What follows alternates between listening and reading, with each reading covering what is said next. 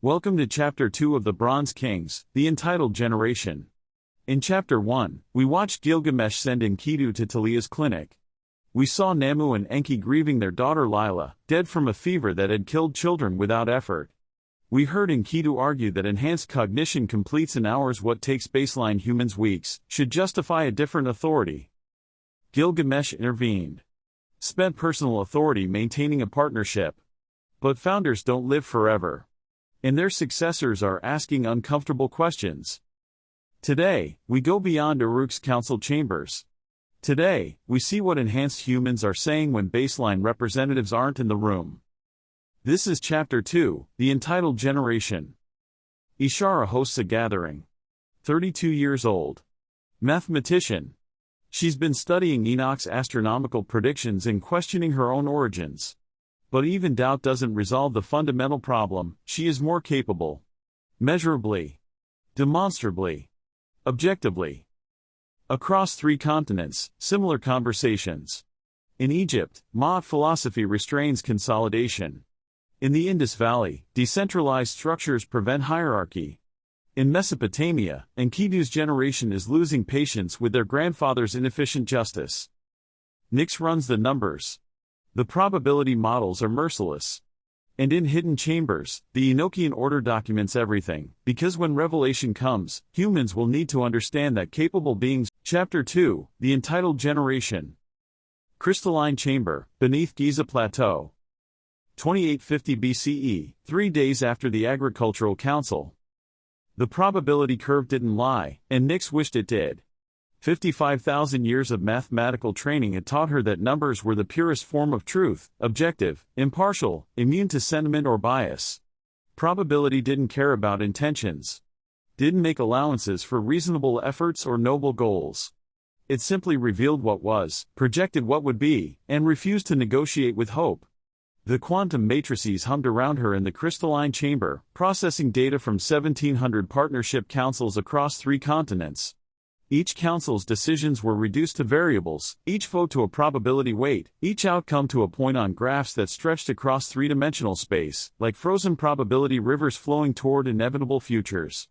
Nyx stood alone in the center of the chamber, surrounded by light that would have blinded baseline human eyes but was registered as structured information by her enhanced perception. 93 days of analysis. 93 days without sleep. Immortals didn't require it, though most indulged for psychological comfort. 93 days of watching comfortable assumptions dissolve into mathematical certainty that she would have to present to beings she'd known for millennia, knowing the truth would divide them. The chamber itself was a marvel that no human would see for another 5,000 years. Crystalline structures grown from quantum-engineered lattices, each facet capable of storing exabytes of information in molecular bonds that would remain stable until entropy consumed the universe. The walls pulsed with bioluminescence, not decoration but data visualization, patterns of light encoding information in frequencies and rhythms that baseline humans couldn't perceive and enhanced humans couldn't fully process. This was immortal technology at its most refined.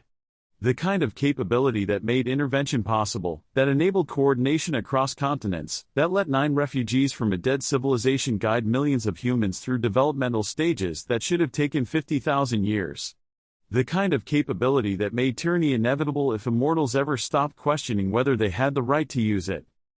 The quantum matrices incorporated data from sources most immortals didn't know existed. Order reports from 17 regions, encoded communications pulsing through secured channels.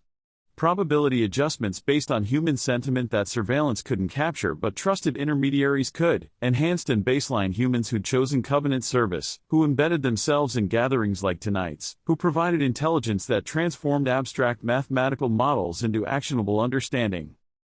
Nyx had built the Enochian order precisely for moments like this, when an immortal observation needed human translation, when probability calculations required qualitative inputs that quantitative analysis couldn't provide, when understanding consolidation required being present in conversations where consolidation crystallized from frustration into philosophy into action. Awan's latest report pulsed through the network, enhanced gathering, 12 participants, consensus emerging around efficiency justifications for hierarchy. Damon's encoded communication from Memphis, baseline resentment climbing, institutional trust declining. To Valkyine's warning from Anatolia, resource scarcity is accelerating consolidation pressures before institutional reforms can address underlying tensions. The order provided eyes that immortals couldn't observe without exposing themselves. Provided context where mathematics alone proved insufficient. Provided human understanding of human choices that even 55,000 years of immortal experience couldn't fully comprehend. Nix's probability calculations depended on accurate data. For 6 millennia, she developed predictive models using observable patterns, population growth, resource distribution, technological advancement, and social structures. Mathematics that reduced chaos to comprehensible variables. But these reports were different. Intelligence from perspectives she couldn't access directly, from observers embedded in communities where immortal presence would trigger exposure, from humans who understood human psychology in ways 55,000 years of immortal observation couldn't replicate. She'd never questioned the source. Ether maintained these communication channels, Kronos had established the protocol centuries ago, and the intelligence proved consistently accurate. Pattern seeker networks in Memphis. Agricultural councils in Harappa. Enhanced gatherings in Uruk. Baseline resistance movements across regions. But who compiled these reports? Who coordinated observers across 3 continents? Who translated local observations into synthesized intelligence that arrived with such precision? Ether claimed the communication network was inherited infrastructure from early partnership establishment. Kronos described it as institutional memory preserved through careful documentation. Neither explanation fully satisfied. Someone was watching. Someone was documenting. Someone was coordinating intelligence gathering with sophistication that suggested organized purpose rather than scattered observation. Nix filed the question for future investigation. The intelligence's accuracy mattered more than its origin, as enhanced consolidation probability had shifted from 87% to 81% based on human awareness patterns, suggesting intervention possibilities she hadn't previously considered. But the question lingered, who else is preparing for what's coming? She would discuss it with Kronos. Eventually. After more pressing crises were addressed. For now, the data served its purpose, transforming abstract probability into a concrete warning, enhanced consolidation approach. Baseline resistance organized. Partnership strain accelerated. The source of that intelligence could wait. The implications could not. That intelligence transformed a 87% consolidation probability from abstract calculation into a concrete warning. The data display shifted as she gestured, probability matrices reformatting to show different analytical perspectives on partnership council composition over time. Enhanced human representation is climbing steadily from an initial 34% baseline parity toward something else. Something that looked less like cooperation and more like consolidation. Current state, enhanced humans held 58% of partnership council positions despite comprising only 34% of the population. 47 regional councils analyzed. Pattern consistent across geography, culture, and economic structure. Enhanced humans are accumulating power not through conspiracy but through the simple, inexorable logic of biological advantage, which translates into political influence. She pulled up the 5-year projection.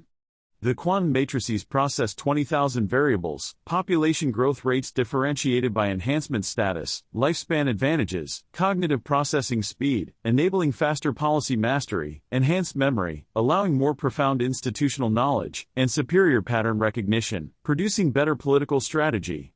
The curve was merciless. 5 years forward, enhanced humans controlling 71% of partnership councils. 10 years, 83%. 15 years, 94%. Not through a coup or violence. Through competence. Through capability. Through enhanced humans being demonstrably better at governance by every measurable metric except the one that mattered most, whether beings should rule simply because they possess the capacity to rule effectively. Nix gestured again, and the display shifted to resentment metrics, the most complex variables to quantify but perhaps the most important. Baseline human attitudes toward partnership governance, measured through linguistic analysis of public discourse, voting patterns and contested decisions, participation rates in councils, and survey data from regions where immortal presence was acknowledged. The graph climbed with the same inexorable logic as the power concentration curve. Baseline resentment, 34% higher than a decade ago. Enhanced frustration with partnership constraints, 28% higher. Both populations are increasingly dissatisfied.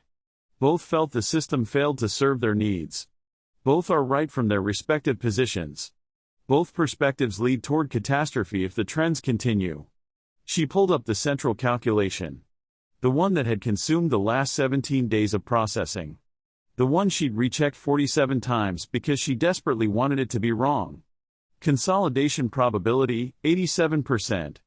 There is an 87% chance that, within 15 years, enhanced humans would consolidate political power to the point where partnership became performance rather than practice, and baseline humans would retain voting rights but lose meaningful influence where institutional protections existed on clay tablets but dissolved in practice as enhanced capability translated inevitably into enhanced control.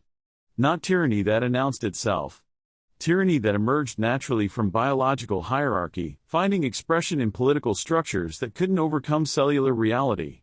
The worst kind of oppression, the kind that felt like meritocracy to those implementing it.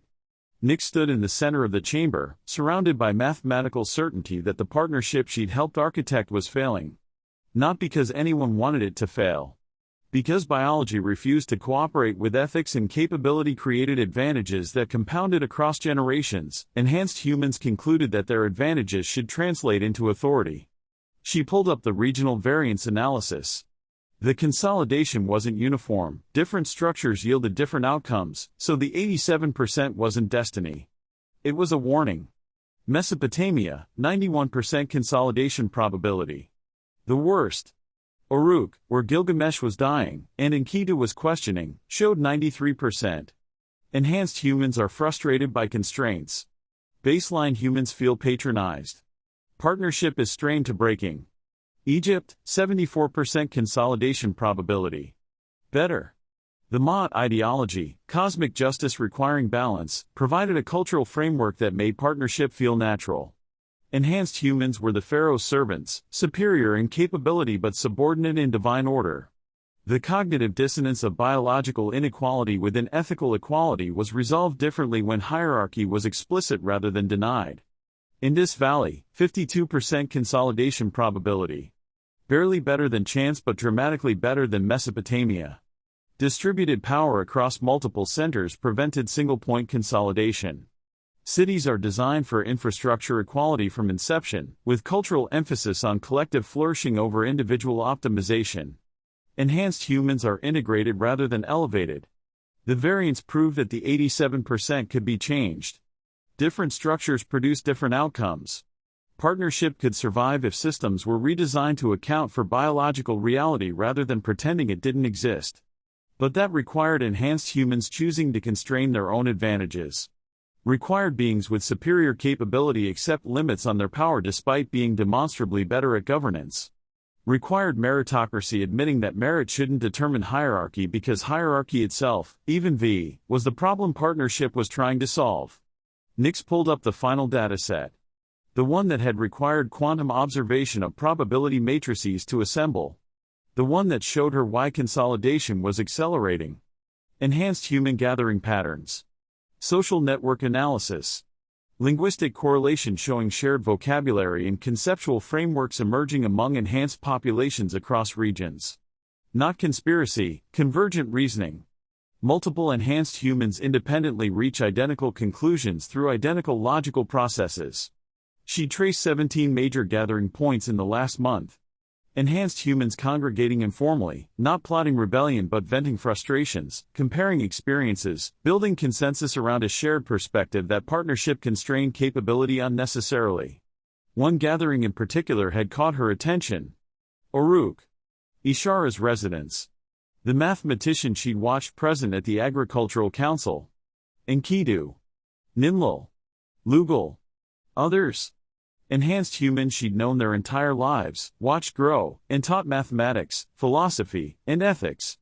All of them reached the same conclusion: the biological hierarchy should translate into a political hierarchy. Capability should determine authority.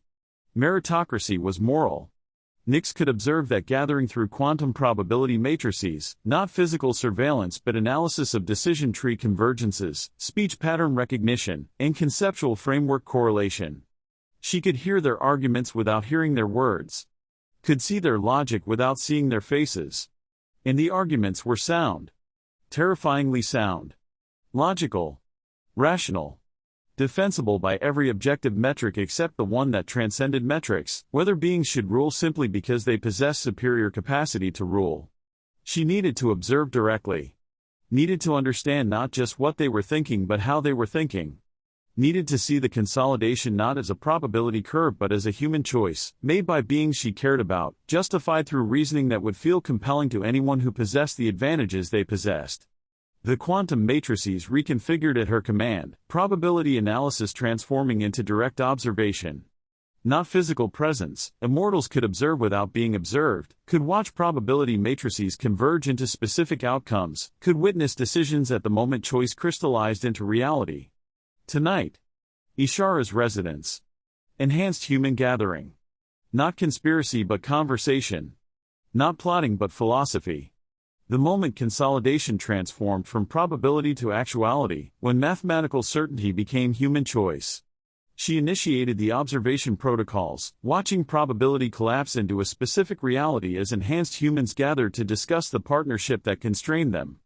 And in her crystalline chamber, surrounded by mathematical truth that predicted catastrophe, Nyx prepared to watch capable, well-meaning beings choose tyranny through impeccable logic. The worst kind of mistake. The kind that felt like wisdom. Ishara's residence, enhanced quarter, Uruk. Evening, same day. The enhanced quarter of Uruk wasn't architecturally distinct from baseline neighborhoods. Zephyrus had deliberately designed the city, refusing to build a visible hierarchy into its physical space. But subtle differences accumulated. Doorways are slightly taller to accommodate enhanced height variations. Lighting is positioned for enhanced visual acuity. Stairs with spacing optimized for enhanced stride length. Minor adjustments that made the space more comfortable for enhanced humans and slightly less comfortable for baseline humans who noticed the difference without consciously recognizing why baseline quarters felt more natural to their bodies.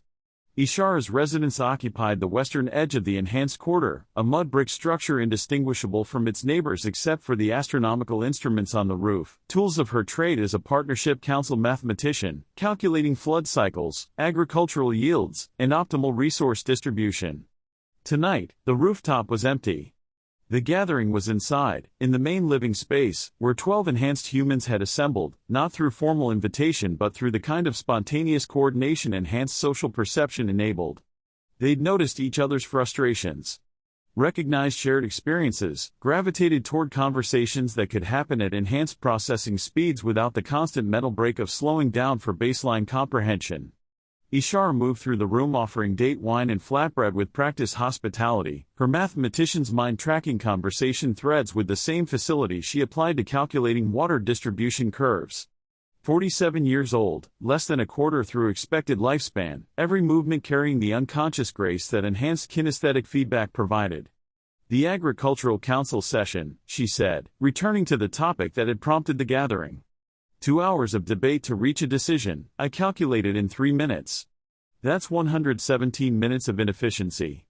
Multiply that across every partnership council decision, every technical optimization, every resource allocation, we waste thousands of hours annually on theatrical equality. Ninlil nodded from her seat near the window, her engineer's mind immediately quantifying the problem. 53 years old, gray threading through hair that would remain predominantly dark for another century, she'd spent 3 decades building Uruk's water infrastructure and watching baseline humans struggle to maintain systems they barely understood.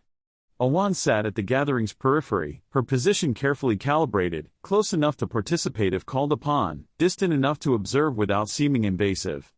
63 years old, an enhanced human whose grandmother was among the first generation to receive Talia's genetic modifications. She'd served the Enochian Order for 41 years, longer than most members lived, documenting enhanced consolidation patterns across 3 continents. We're breeding ourselves into irrelevance, Ninlil said, an engineer whose infrastructure design served 5 cities. Every generation, more baseline humans. Every generation, population growth slows down because we're more careful about who receives enhancement. We're deliberate where they're prolific. We're planning where they're spontaneous. Mathematics is clear, they'll outnumber us 10 to 1 within 5 generations. 20 to 1 within 10 generations, Ishara added, numbers flowing with mathematical certainty. Our advantages don't scale linearly with population. One enhanced administrator can manage 100 baseline workers. But one enhanced administrator cannot manage 10,000. There's a tipping point where numerical superiority overcomes capability advantage. We're approaching that tipping point, another voice added. Lugal, a warrior whose enhanced reflexes made him unbeatable in combat training, but whose frustration with partnership constraints had been growing for years. Partnership assumes equilibrium, equal representation despite unequal capability. But equilibrium requires balance. When they outnumber us 20 to 1, equal representation means our voices become whispers in their chorus. Awan listened, documenting, recognizing the logic's soundness even as it served a covenant that prepared for the truth these concerns wouldn't anticipate. They weren't wrong about the mathematics. Population growth favored baseline humans. Enhanced caution about genetic modification led to slower expansion, deliberate selection, and careful breeding programs that prioritize quality over quantity. But they were wrong about what the mathematics meant. Numbers mattered less than institutions. Representation mattered more than population ratios. Justice required protecting minority interests, and in 5 generations, enhanced humans would be the minority requiring protection from baseline majorities. Partnership wasn't designed for enhanced advantage. It was designed for sustainable coexistence when power dynamics shifted, when minorities needed protection, and when biological differences created vulnerabilities that only institutional frameworks could address. The gathering wouldn't recognize that tonight. But the order would document it, preserve it, and ensure that, when revelation came and enhanced humans faced the numerical disadvantage they currently feared, the evidence would show that the partnership's purpose transcended any single generation's concerns. Awan encoded observations. The conversation continued. Enhanced humans built consensus around efficiency arguments they believed were novel, but which order archives showed had emerged in every significant settlement over the past 2 centuries. Pattern recognition was universal. Frustration inevitable. Consolidation approached. But so did preparation. The order documented both. Her cognitive processing tracked conversation threads with facility, matching any enhanced human present, tracking Ishara's efficiency calculations, Ninlil's infrastructure frustrations, the emerging consensus that partnership constrained capability unnecessarily. She'd heard these arguments before. In Memphis 3 years ago.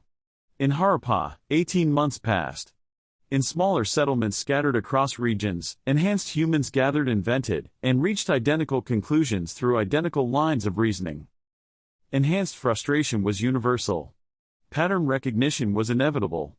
Consolidation approached. Her role wasn't suppression. Order members didn't prevent enhanced humans from thinking dangerous thoughts. Thoughts emerged naturally from biology's logic, capabilities' confidence, and the accumulation of frustration. Her role was documentation, preparation, and preservation of context. When revelation came, and her father Enoch had promised it would come, had built the entire order around the certainty that truth couldn't be hidden forever, humans would need to understand this moment. Would need to see that capable beings reached dangerous conclusions not through malice but through reasoning that felt compelling to anyone possessing the advantages they possessed. Would need context showing that enhanced consolidation wasn't a conspiracy but convergence, and that it wasn't evil but a logical extension of biological hierarchy finding political expression. She encoded observations through subtle finger movements against a wine cup, gestures that appeared to be nervous fidgeting to baseline observers but transmitted data through a quantum network to order coordinators. Ishara's efficiency metrics. Ninlil's infrastructure complaints. Enkidu's constitutional frustrations. Lugal's military dominance assertions. Every argument preserved for archives that would survive civilizational collapse. What do you think, Awan? Ishara asked, Mathematician's precision detecting her peripheral silence. You've traveled extensively. Seen partnership functioning in different regions. Does efficiency matter as much as I'm calculating, or am I overweighting the variable? Awan considered carefully. Order training emphasized honest participation, embedded observers who obviously observed destroyed trust and prevented accurate documentation. She needed to be an authentically enhanced human frustrated by partnership constraints while secretly serving a covenant that prepared both species for a revelation neither was ready for. Efficiency matters, she said truthfully. But so does legitimacy. Egyptian partnership survives partly because Ma ideology makes hierarchy feel natural even while maintaining equality. Indus Valley succeeds through distributed power, preventing single-point consolidation. Uruk struggles because we built equality without a cultural framework, making equality feel right rather than imposed. She paused, offering analysis that served both conversation and documentation. You're not wrong that partnership wastes time. You're wrong in thinking efficiency alone solves what partnership addresses.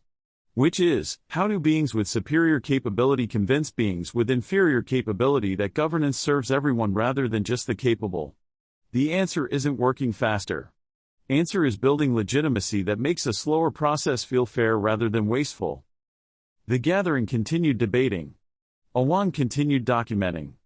Enhanced humans continued reaching conclusions that order would preserve for future judgment. Some bridges worked best when invisible.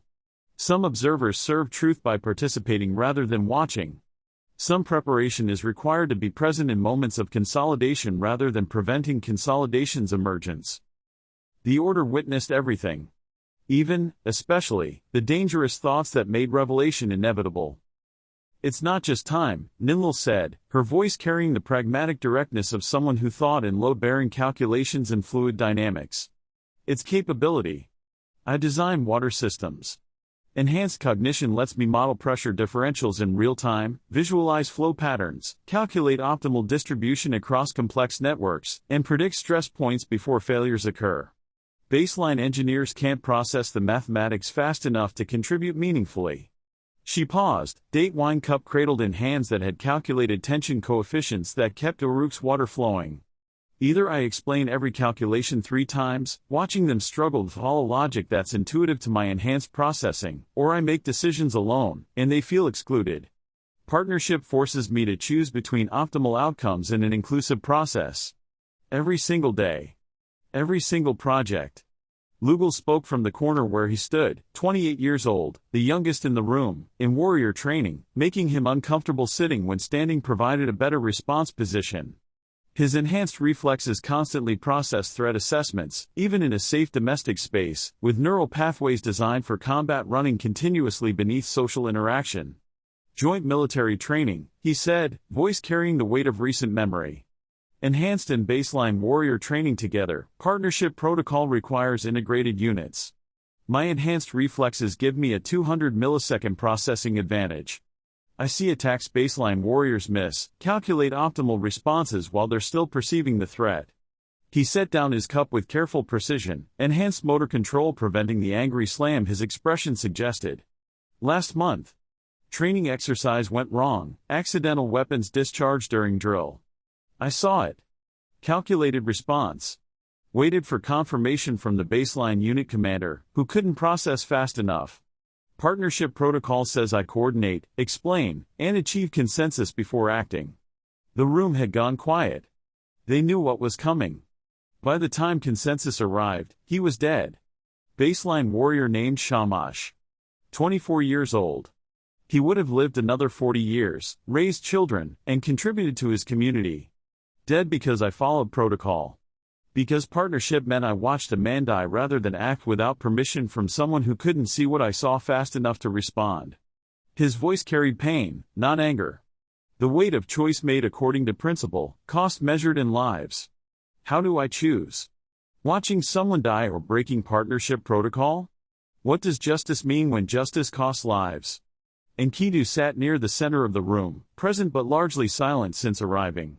45 years old, Gilgamesh's designated successor, carrier of the weight his grandfather had spent 146 years building. The others deferred to him not through formal hierarchy but through recognition of the burden he carried, inheriting the partnership from its founder, expected to maintain the legacy he hadn't chosen. Grandfather sent me to Talia's medical station, Enkidu said finally, his voice careful. Wanted me to see what enhanced advantages look like from a baseline perspective. I watched baseline children fight fevers, their enhanced neighbors survive without symptoms. Watched a mother grieve her dead son while her daughter recovered. Watched Talia apologize for the biological unfairness she created but can't fix. He looked around the room, meeting eyes that watched him with enhanced attention. I understood what Gilgamesh wanted me to feel. The human cost. The unfairness. The suffering created by advantages we didn't choose but possess anyway. Enkidu paused, and in that pause the room waited with enhanced patience. But understanding suffering doesn't make capability-based governance wrong, it makes it necessary. Those dead children need medicine. Enhanced cognitive speed enables us to develop treatments faster. Enhanced biological knowledge means we better understand diseases. Partnership constraints slow research that could save lives. If baseline children are dying from advantages enhanced children possess, isn't the real injustice forcing us to slow down? Ishara straightened, Mathematician's mind recognizing the conclusion she'd already reached. That's exactly the paradox. Partnership claims to serve everyone. But serving everyone equally means serving no one optimally. We constrain enhanced capability to include baseline participation, and the outcome is that neither population gets what it needs. Another enhanced human, Durga, 39 years old, agricultural administrator who'd been present at the council session, spoke up. The agricultural debate. Isa's presentation was thorough. I respect his knowledge. 50 years of experience growing crops, managing irrigation, and watching flood cycles. That expertise matters. She leaned forward, and her voice carried a hint of frustration. But Ishara's calculation was also thorough. Incorrect. And optimal by every measurable metric. We chose Isa's proposal because process mattered more than outcomes. Because including baseline participation was deemed more important than implementing the superior solution. Is that partnership, Durga asked, or is that handicapping capability to satisfy sentiment? Ninlil gestured to the water system schematics she'd brought, a habit of engineers to visualize problems physically. Look at this distribution model. Enhanced optimal design produces 18% higher efficiency, 23% better pressure maintenance, and 40% faster response to system failures. Universal access design, the one partnership requires, produces adequate function but suboptimal outcomes. She traced pressure gradients with one finger, enhancing spatial reasoning and allowing her to visualize three-dimensional flow in a two-dimensional representation. I build universal access because partnership demands it. But every time a water shortage hits, every time we don't have enough for everyone, I know the enhanced optimal system would have distributed resources better. Would have prevented shortages, baseline design couldn't predict. So who suffers? Ninlil's voice carried a genuine question. Enhanced humans constrained by an inadequate system? Or baseline humans who receive suboptimal infrastructure justified through inclusion? Lugal moved from the corner, warrior's instinct recognizing a pattern in conversation. It's the same across every domain. Military strategy. Medical research. Agricultural optimization. Engineering design. Administrative efficiency. Enhanced humans are demonstrably more capable. That's not supremacy, that's a biological fact. Partnership pretends that fact doesn't matter. Calls capability acknowledgement discrimination. Another voice from across the room, Cassett, 41, administrative coordinator who managed intercity communication. The partnership councils take longer every year. More debate. More process. More theatrical inclusion. Meanwhile, actual problems accumulate. People suffer. Resources are misallocated. All because we're performing equality that doesn't exist biologically and can't exist politically. Ishara stood, moving to the center of the room where everyone could see her. A mathematician's mind organizes an argument with geometric precision. We're not arguing for supremacy, she said, voice carrying clarity of logical certainty. We're not claiming baseline humans are worthless or inferior as beings. We're arguing for efficiency. For outcomes. For letting those with capability lead while those without capability contribute what they can. She gestured to encompass the room, the gathering, the enhanced humans who'd reached identical conclusions independently through identical reasoning. Weighted voting based on cognitive capacity. Baseline, humans still participate, still vote on issues within their comprehension. Local resource distribution, community organization, and social policies they understood and experienced. But complex technical decisions? Mathematical optimization? Long-term strategic planning? Military coordination? Let those with relevant capability decide. Her voice intensified with the conviction of someone who'd calculated every variable and reached an inescapable conclusion. That's not discrimination. That's realism. That's acknowledging that biology creates different capabilities and building governance structures that account for differences rather than pretending it doesn't exist. Partnership was necessary, Enkidu said quietly, his voice carrying the weight of a legacy he'd inherited, when baseline humans needed protection from immortal control, when the alternative was hidden manipulation versus open cooperation. But we're not immortals. We're human, enhanced, yes, but human. The biological advantages Talia gave us weren't meant to be wasted on theatrical equality. They were meant to be used. Durga added, enhanced humans govern better. That's measurable. Demonstrable. Provable by every objective metric. Partnership constrains better outcomes to satisfy worse processes. How is that just? How does that serve the baseline human partnership claims to protect? Ninlil set down her schematics with finality. Every hour we spend in inefficient councils is an hour not spent solving actual problems. Every suboptimal decision we implement through an inclusive process is an opportunity lost for an optimal solution. People are suffering while we perform equality. Grandfather talks about justice transcending efficiency, Enkidu said, his voice carrying something between respect and disagreement. About capability not equaling worthiness. About partnership requiring us to accept outcomes we believe are wrong because the alternative is tyranny. He paused, and the room listened with heightened attention, catching micro-expressions invisible to baseline perception. But what's just about forcing capable people to pretend incapacity? What's just about suboptimal outcomes that harm the people the partnership claims to protect? What's just about watching baseline children die from diseases while partnership constraints slow the research that could save them? The room was silent except for breathing, enhanced respiratory systems so efficient they were nearly inaudible, 12 people processing an argument at cognitive speed, making silence feel longer than the time measured by the clock. Grandfather wasn't wrong, Enkidu continued. Partnership was necessary after the revelation. Baseline humans needed assurance they weren't just exchanging immortal control for enhanced human control. The institutional protections mattered. The constitutional framework served a purpose. He looked around the room, meeting eyes that reflected his own certainty. But we weren't there for the revelation. Weren't there when humans learned they'd been manipulated for 50,000 years. Weren't there for the kneeling, the betrayal, the moment trust was shattered. We live in a world where partnership already exists, where protections are already in place, where baseline humans already have institutional safeguards. Maybe the question isn't whether partnership was necessary then, Enkidu said. Maybe the question is whether it's still necessary now. Whether pretending enhanced and baseline humans are equal serves anyone when biology makes equality impossible. Cassett leaned forward. What are we actually proposing? Abolishing partnership? That would be catastrophic. Baseline resentment would explode, immortals would intervene, we'd create exactly the crisis partnership was designed to prevent.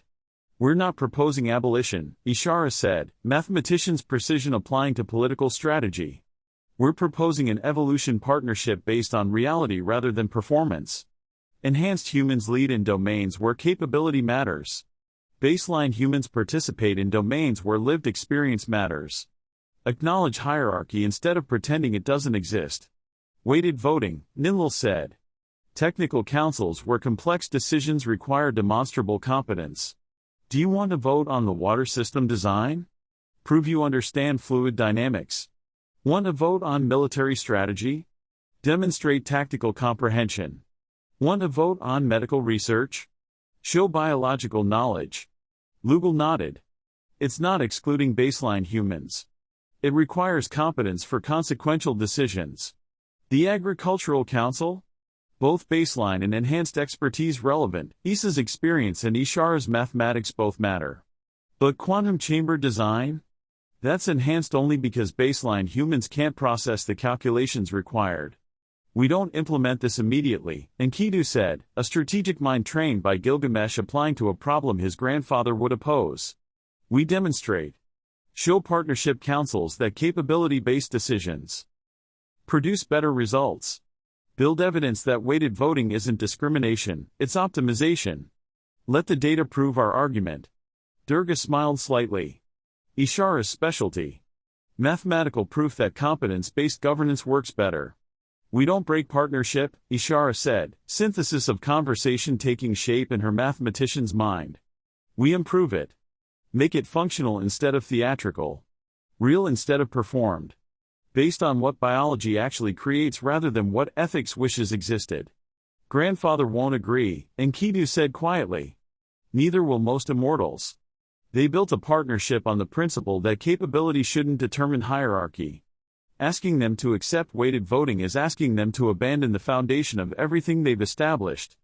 Then we wait, Lugal said, warrior's patience applying to long-term strategy. Gilgamesh is dying.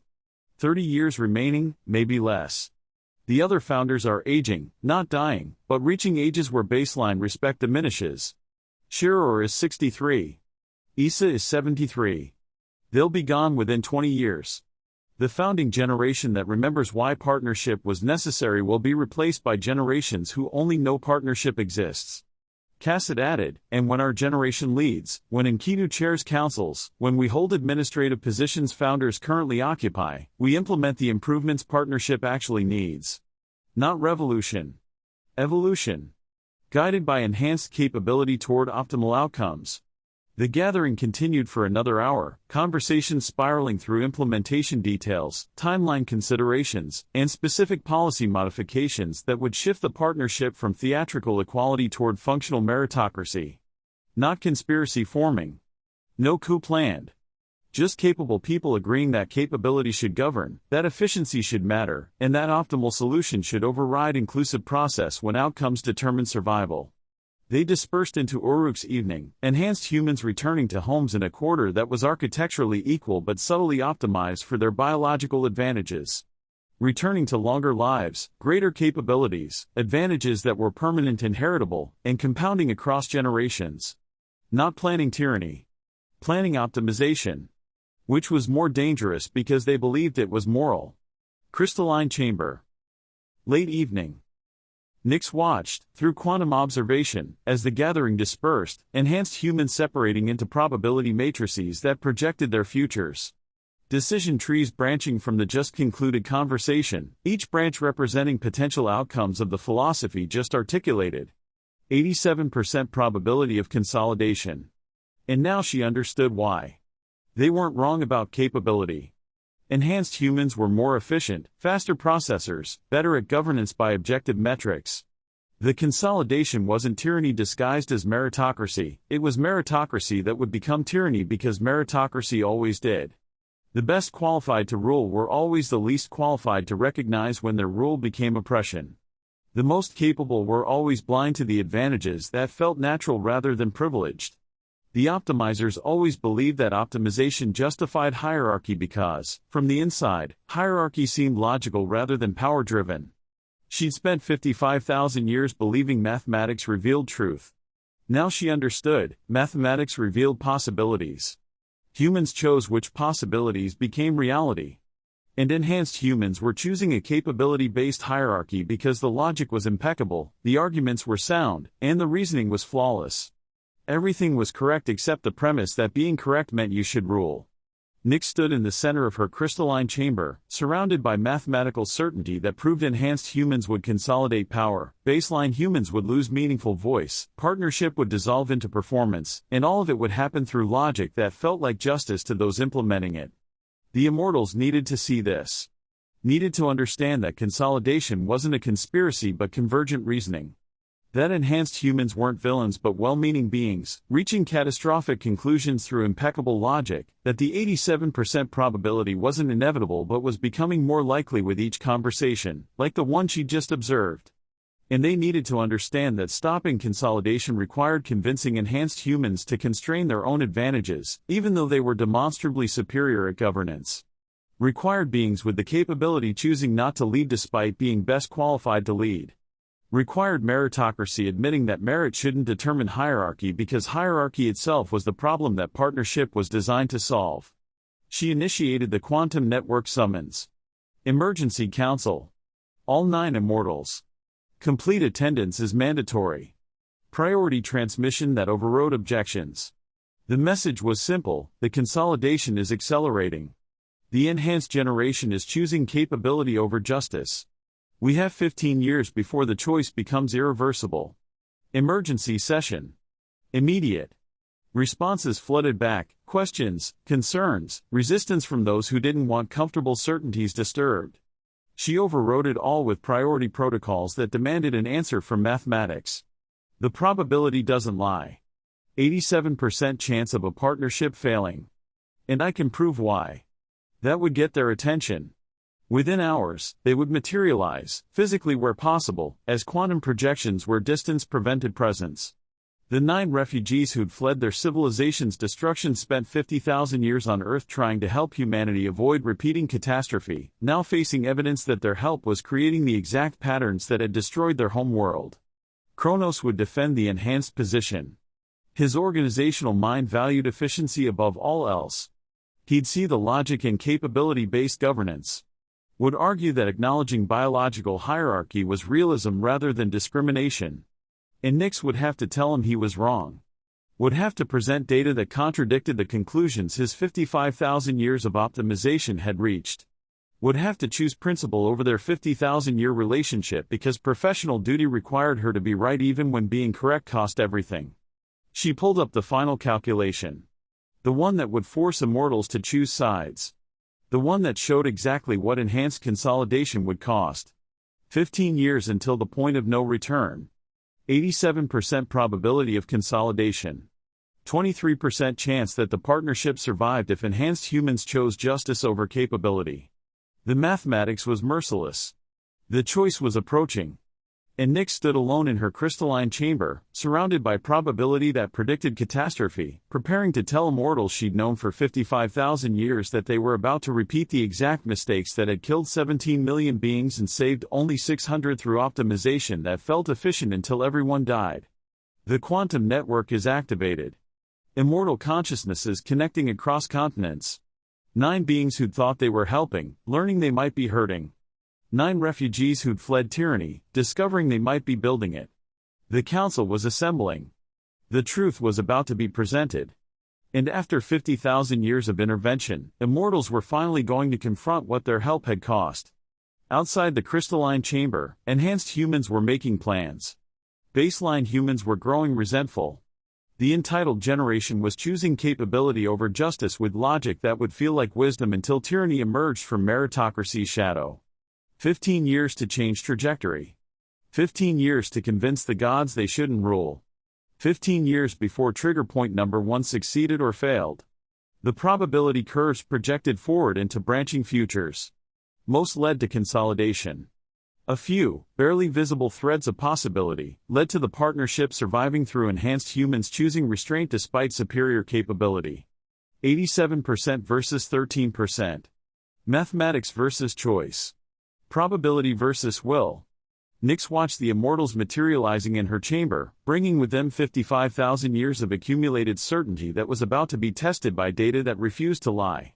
The comfortable assumptions were about to end. The truth was about to divide them.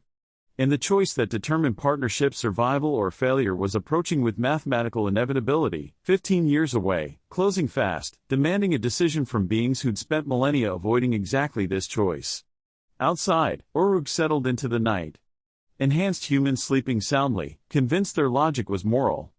Baseline humans sleeping restlessly, feeling a partnership slipping away without knowing why.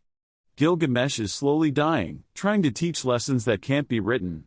Improbability curves rising toward futures that most led to consolidation, with only a few, barely visible, mathematically improbable, leading to the partnership surviving. The forgetting was spreading. The entitled generation was choosing. And mathematics was revealing what ethics couldn't prevent, that capability created hierarchy, hierarchy created tyranny, and tyranny felt like justice to those who ruled through merit, who believed their rule was justified. 15 years. Everything would be decided in 15 years. Quantum Council Chamber. Hours after enhanced gathering. The 9 immortals materialized in Nyx's crystalline chamber like probability collapsing into a specific reality, quantum uncertainty resolving into physical presence as beings who'd existed for 55,000 years manifested in space that defied baseline physics. Kronos arrived first, his form solidifying from probability matrices with the mathematical precision that defined his existence.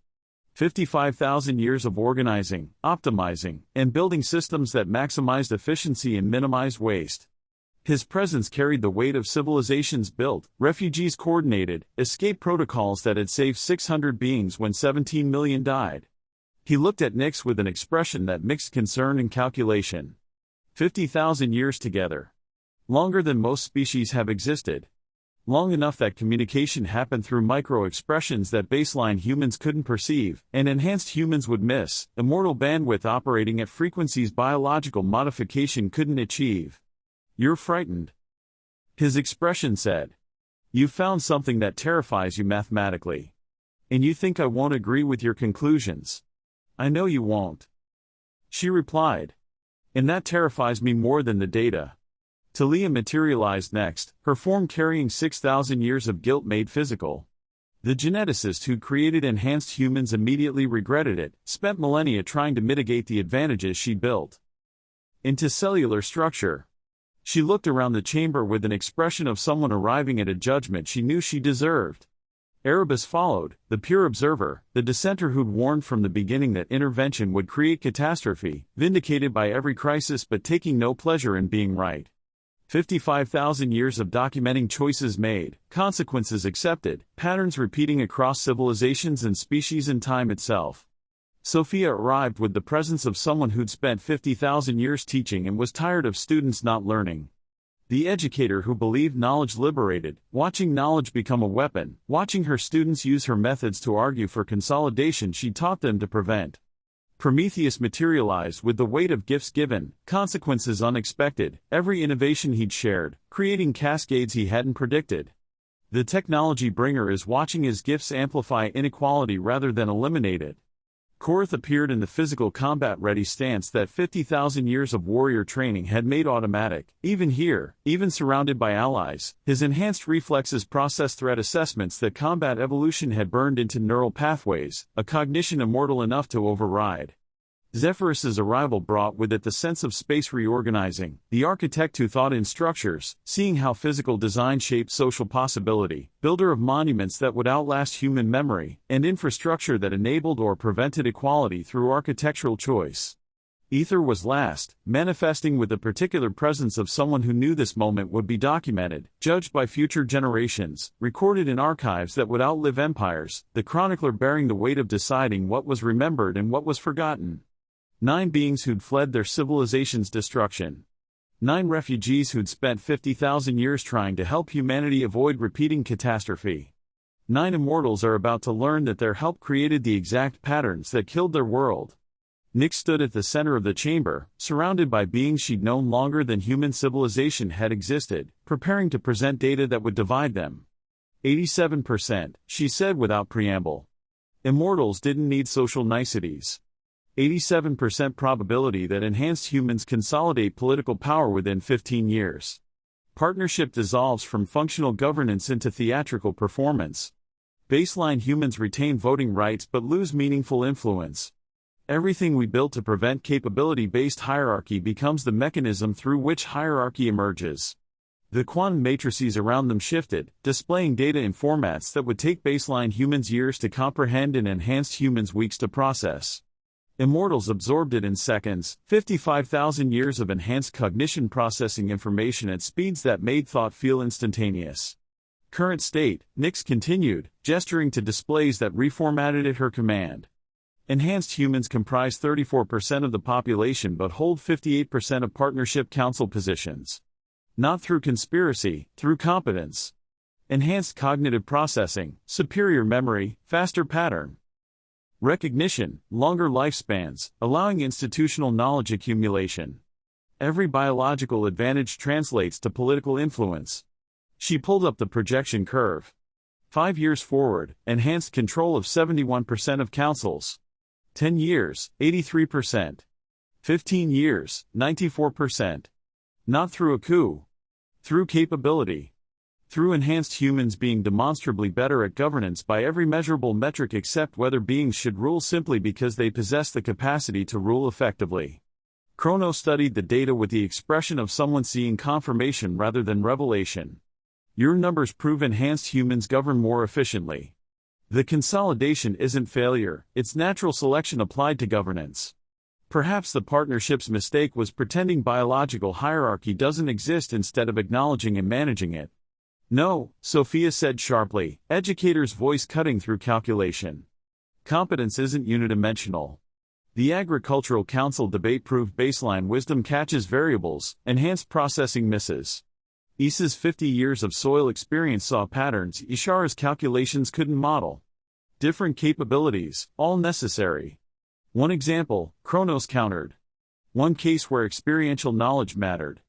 How many thousands of decisions were enhanced by processing that produces superior outcomes? We're using exceptions to justify constraints that harm overall effectiveness. Nix pulled up the following dataset. Resentment metrics. Baseline human attitudes toward partnership governance. Linguistic analysis, voting patterns, participation rates, survey data from regions with acknowledged immortal presence. The graph climbed with inexorable logic. Baseline resentment, 34% higher than a decade ago. They feel patronized, excluded, and reduced to theatrical participation while enhanced humans make actual decisions. Enhanced frustration with partnership constraints, 28% higher.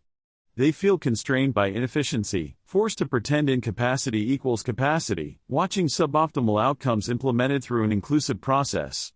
Both populations dissatisfied, Nix said. Both feel the system fails to serve their needs. Both right from their perspectives. Both attitudes are leading toward catastrophe if trends continue.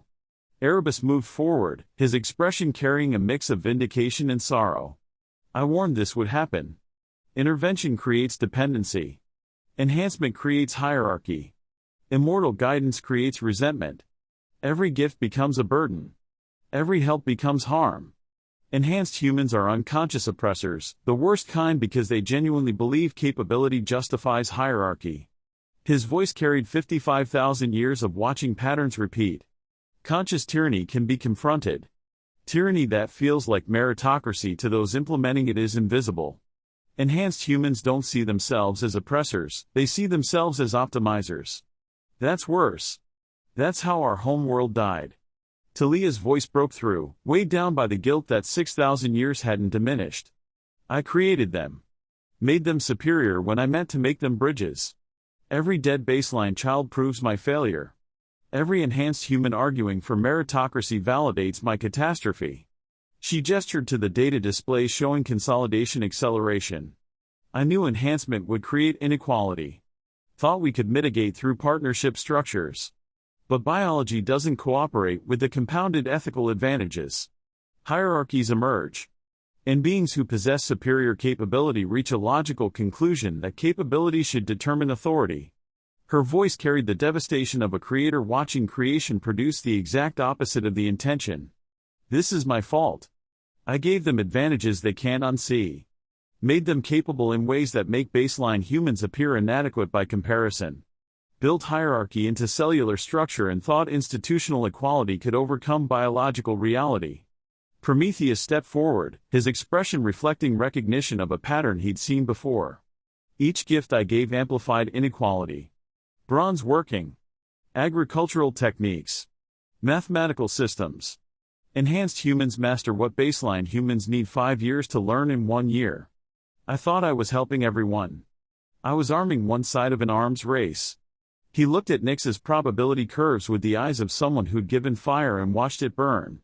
The baseline blacksmith who spends 5 years mastering metallurgy that enhanced blacksmith learns in 1. How does he compete? How does he feel valued when his lifetime of work is equated with an enhanced human's casual apprenticeship? Every gift that accelerates enhanced capability makes baseline capability appear slower by comparison. Korath's voice carried the weight of confronting ethical implications in warrior training. Lugal. I taught him combat. Trained him to see attacks, calculate responses, and act with enhanced reflexes that give him a 200 millisecond advantage. Didn't teach him that sometimes you let someone die rather than break trust. That sometimes the protocol matters more than the outcome. He paused, and the silence carried the weight of a student who'd learned skill without wisdom. He watched a baseline warrior die because he followed partnership protocol. And learned the lesson I failed to teach explicitly, that capability without an ethical framework is dangerous. That enhanced reflexes without corresponding enhanced restraint produce beings who believe their speed justifies unilateral action. Zephyrus spoke quietly, an architect's mind seeing how physical structure enabled social hierarchy. I designed Uruk's enhanced quarter with subtle optimizations for taller doorways. Better lighting. Stair spacing for enhanced stride length. Thought I was providing comfort. I was building segregation into infrastructure. Making enhanced humans feel more at home in spaces that excluded baseline humans through architecture. His voice recognized how construction contributed to inequality. Every building choice was a political choice.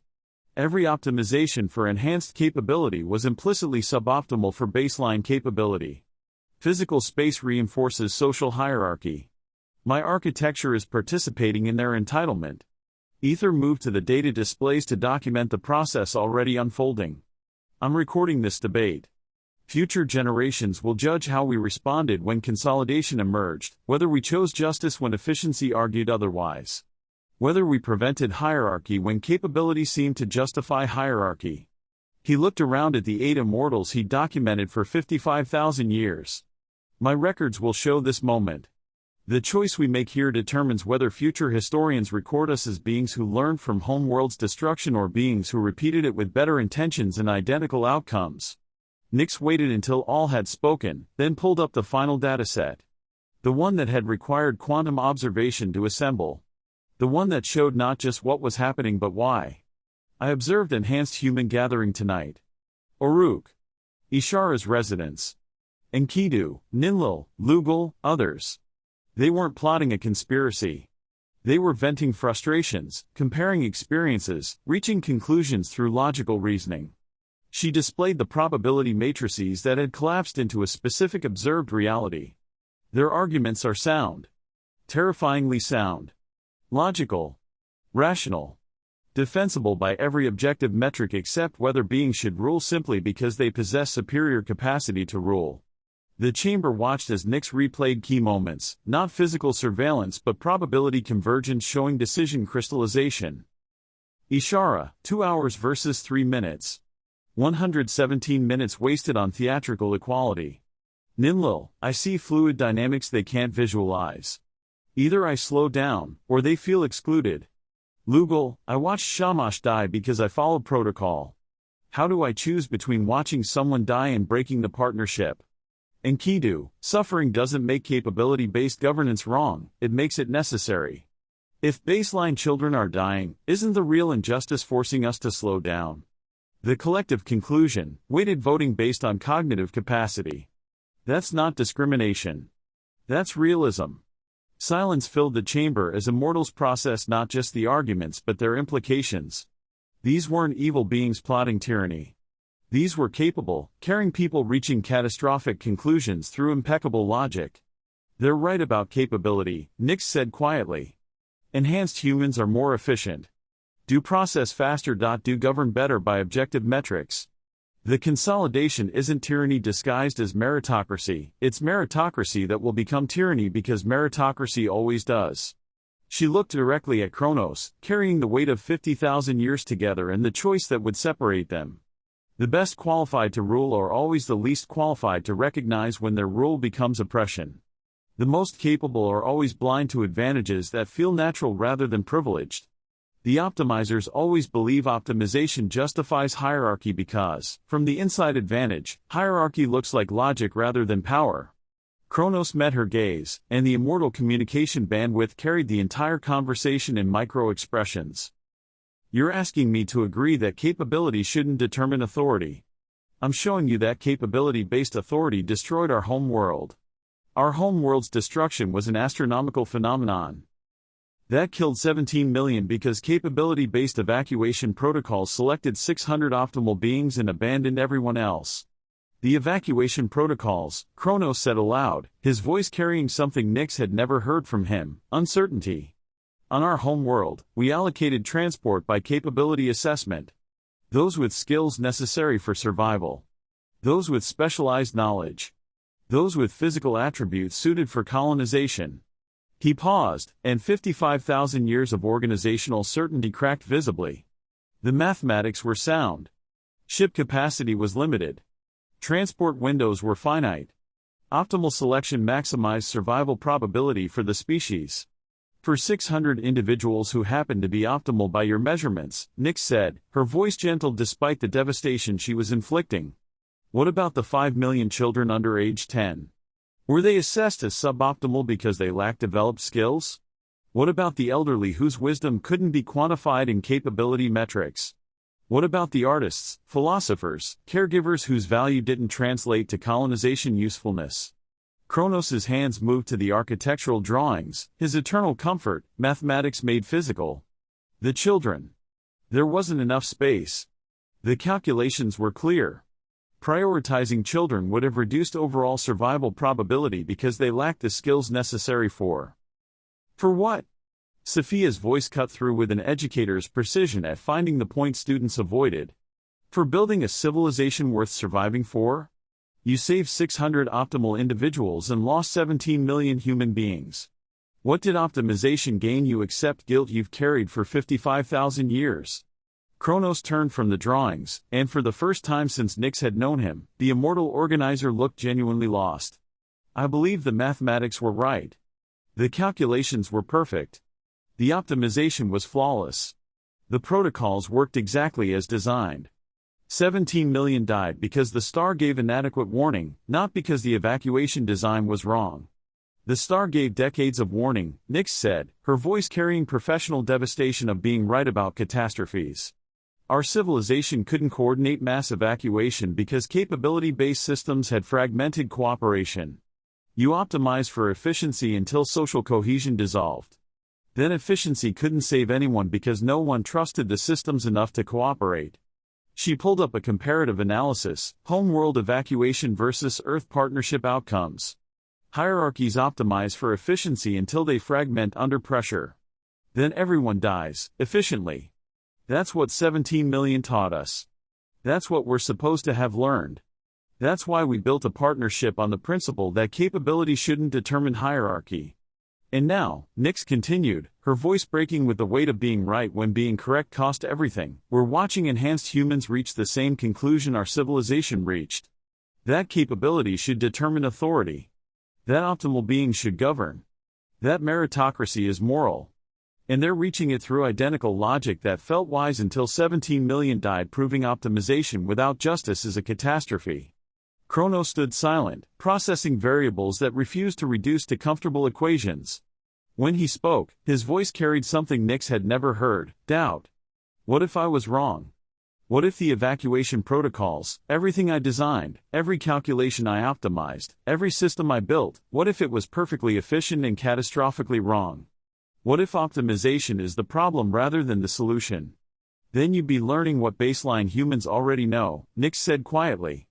That optimal isn't the same as wise. That capability doesn't equal worthiness. That sometimes, often, the slower path produces better outcomes because speed and precision miss factors only experience and intuition detect.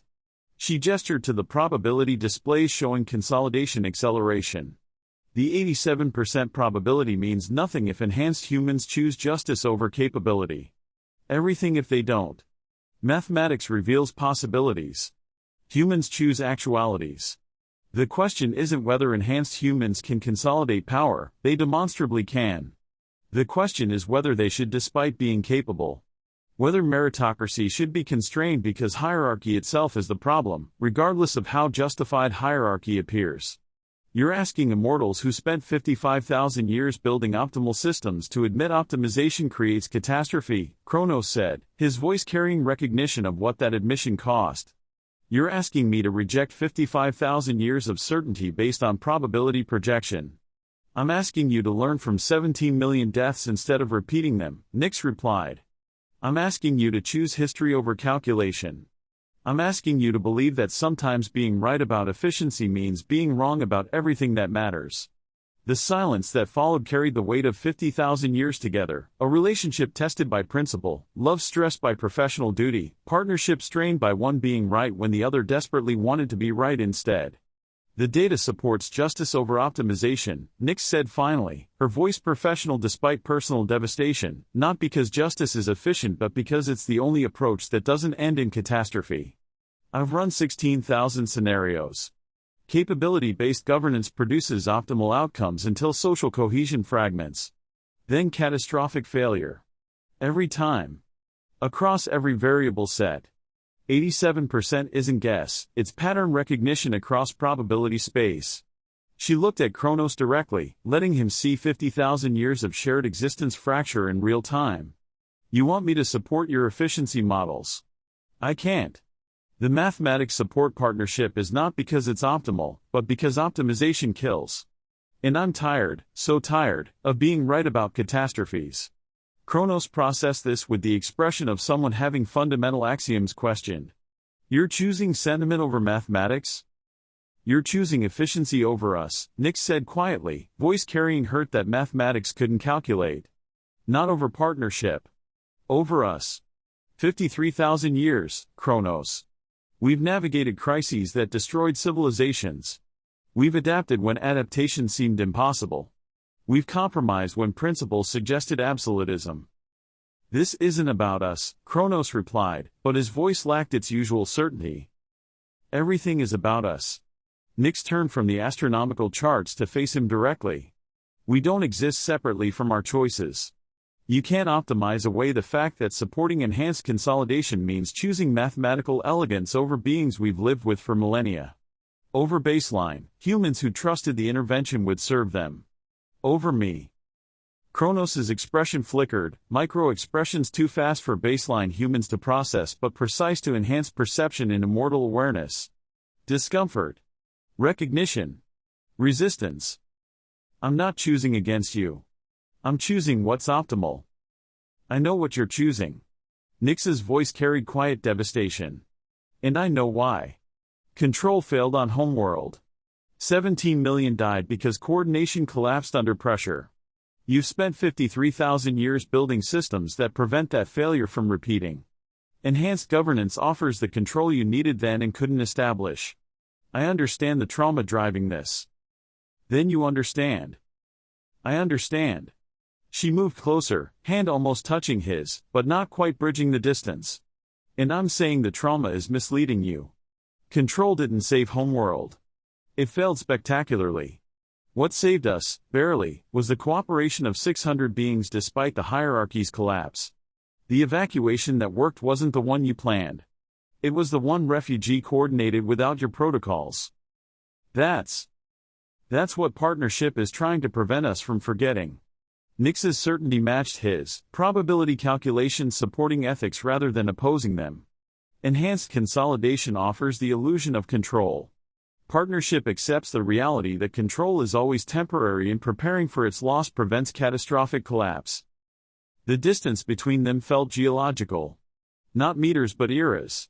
53,000 years of alignment fracturing over a question neither could calculate away: efficiency versus sustainability, optimization versus resilience, control versus adaptation. I'm choosing the 17 million you optimized out of existence over the 600 we saved through merit. I'm choosing to believe that capability-based authority, no matter how logical, efficient, or justified by objective metrics, creates a hierarchy that fragments cooperation. And when cooperation fails, everyone dies. Optimally.